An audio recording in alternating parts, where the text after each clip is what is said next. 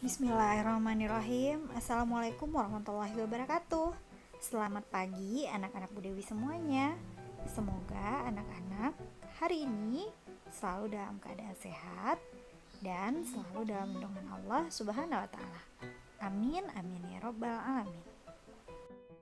Pembelajaran kita hari ini yaitu tema 3, makanan sehat, subtema 2, pentingnya makanan sehat bagi tubuh. Pembelajaran pertama.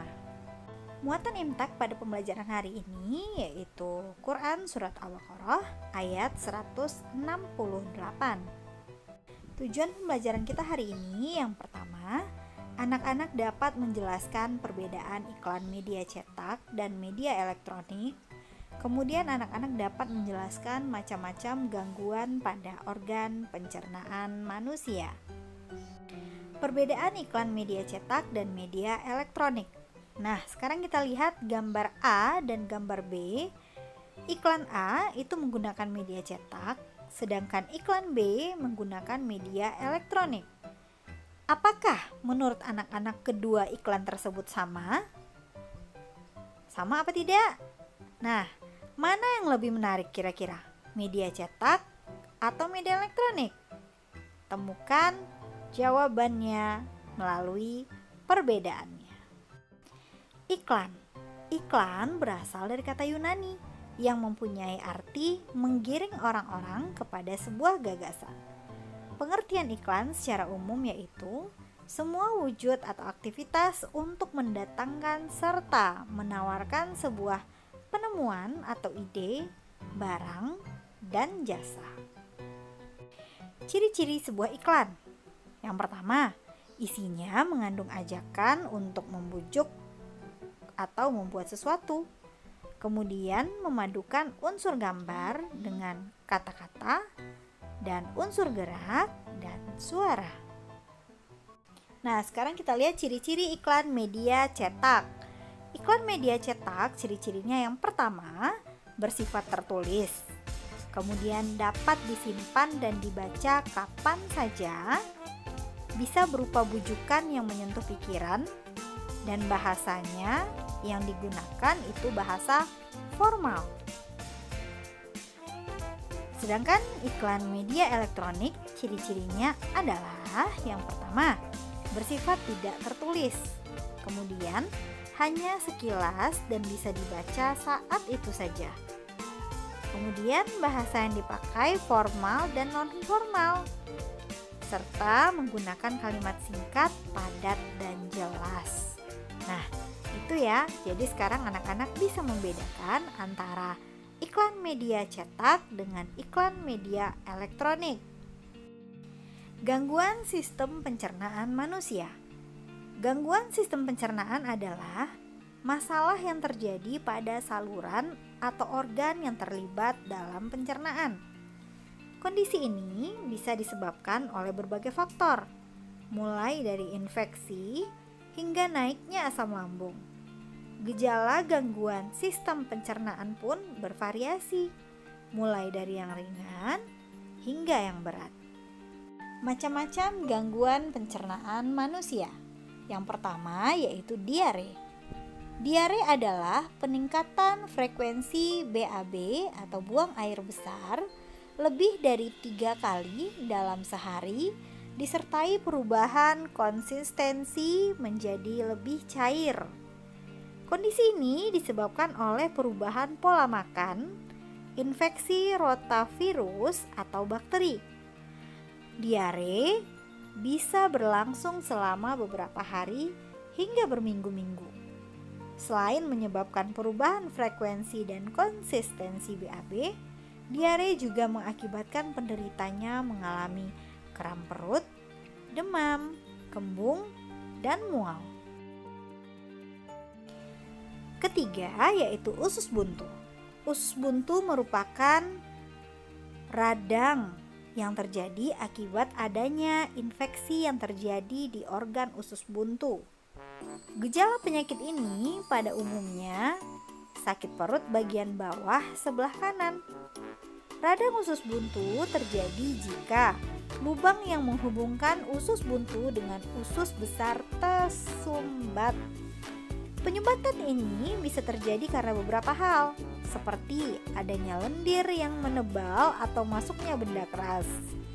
Setelah itu, bakteri yang secara alami berada dalam usus buntu menginfeksi dinding usus buntu dan terjadilah radang usus buntu. Yang keempat yaitu wasir. Wasir terjadi ketika pembuluh darah vena yang terletak di luar atau di dalam saluran anus mengalami pembengkakan. Penyakit ini bisa terjadi pada siapa saja. Namun, sekitar 50% penderitanya berusia di atas 50 tahun. Wasir dapat menimbulkan nyeri dan gatal pada anus, benjolan di anus, serta keluarnya darah ketika buang air besar.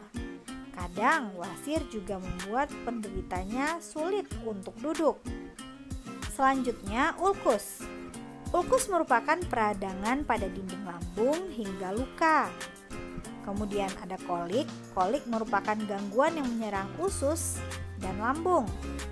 Sariawan. Nah, sariawan ini adalah luka pada dinding mulut dan gusi. Kemudian sakit gigi. Sakit gigi merupakan peradangan saraf gigi hingga membuat gusi menjadi lebih sakit. Nah, untuk lebih jelasnya, anak-anak bisa melihat apa saja penyakit pada gangguan pencernaan. Yuk kita simak baik-baik video berikut ini. Kenapa ya perut kita bisa sakit? Gini Bol, gangguan atau penyakit pada organ pencernaan umumnya disebabkan oleh makanan yang tidak sehat dan pola makan yang tidak teratur. Aku jadi ingat minggu lalu pas aku kena diare. Kok bisa Bol? Minggu lalu aku makan bakso di taman dan aku pesan yang super pedas. Yah, pantas aja kamu sakit Bol. Hehehe, iya Pipo, aku baru tahu loh kalau diare sering disebut juga mencret. Kata dokterku, seseorang yang terkena diare mengalami buang air besar yang lebih sering dan encer dari biasanya, sama kayak yang aku alami. Walaupun termasuk penyakit ringan, tapi kalau tidak mendapat perawatan yang benar, diare bisa jadi bahaya loh. Dan setauku, diare dapat disebabkan oleh beberapa faktor. Bisa karena mutu dan kebersihan makanan yang buruk, alergi terhadap makanan, atau terlalu banyak makan makanan yang asam dan pedas. Diare juga dapat menjadi salah satu gejala dari penyakit seperti malaria, campak, cacingan, dan infeksi usus. Biar sembuh, dokter menyuruh aku minum Oralit. Oralit adalah larutan yang terbuat dari campuran air matang yang diberi gula dan garam. Untunglah kalau kamu udah gak apa-apa, Bol. Kalau aku pernahnya kena penyakit mah. Gimana rasanya tuh, Pipo? Jadi, mah adalah penyakit yang menyerang lambung. Penyakit mah sering disebabkan karena pola makan yang tidak teratur atau sering terlambat makan. Gejalanya adalah perut terasa perih dan mulas jika terlambat makan. Saat makan pun, perut terasa sakit, kadang terasa mual bahkan muntah. Penyakit mah terjadi karena produksi asam klorida yang berlebihan di lambung. Tingginya kadar asam lambung dapat disebabkan oleh makanan yang terlalu asam atau pedas, kopi, maupun alkohol. Oh begitu, berarti kamu harus mengatur pola makanmu. Iya Bol, tapi ada lagi loh penyakit yang lebih ngeri. Namanya radang usus buntu. Setahu aku, radang usus buntu adalah penyakit yang disebabkan oleh menumpuknya kotoran di usus buntu, yaitu di bagian umbai cacing sehingga menyempit. Peradangan juga dapat disebabkan oleh infeksi kuman pada umbai cacing. Gejala yang timbul antara lain, perut terasa mual disertai muntah, kadang mencret, tubuh mengalami demam, perut bagian kanan bawah terasa sangat nyeri, dan akan semakin parah apabila terjadi penekanan atau guncangan, misalnya batuk atau berjalan biasa. Kalau sudah parah, harus menjalani operasi pemotongan umbai cacing loh, Bol. Tapi sampai saat ini, fungsi dari umbai cacing sendiri belum diketahui dengan jelas. Jadi, meskipun umbai cacing telah dipotong, organ pencernaan yang lain tidak akan terganggu. Aku jadi kapok makan sembarangan lagi. Kita memang harus menjaga kesehatan organ pencernaan kita, Bol. Ada beberapa tips nih. Pertama, harus selalu cuci tangan dengan sabun sebelum makan.